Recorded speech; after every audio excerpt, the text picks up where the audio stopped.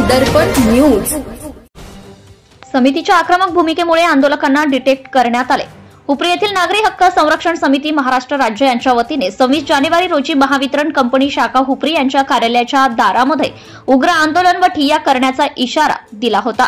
या आक्रमक भूमिकेमुळे पोलीस प्रशासनाने कोणताही अनुचित प्रकार घडू नये यासाठी आंदोलकांना पोलीस प्रशासनाने 26 जानेवारी रोजी सकाळी 10 वाजता डिटेक्ट केले व दिवसभर पोलीस ऑफिसमध्ये आंदोलनात ठेवण्यात आले।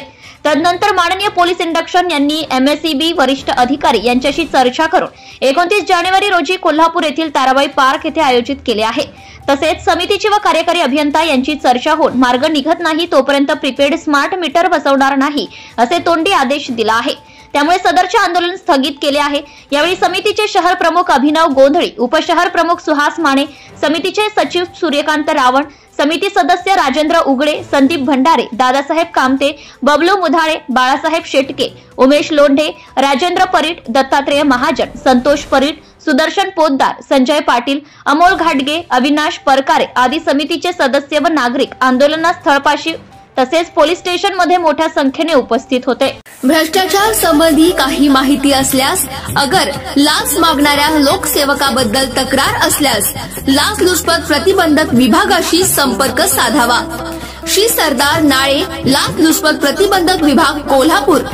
पोलीस उप अधीक्षक, संपर्क क्रमांक 96 73 50 65 55।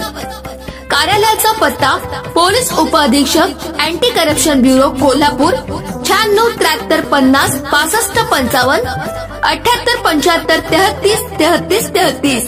कार्यालयीन दूरध्वनी क्रमांक 0231 25 40 98 9।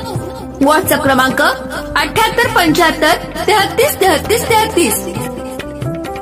निशुल्क फोन क्रमांक 1064। Email dysp@kolhapur@gmail.com।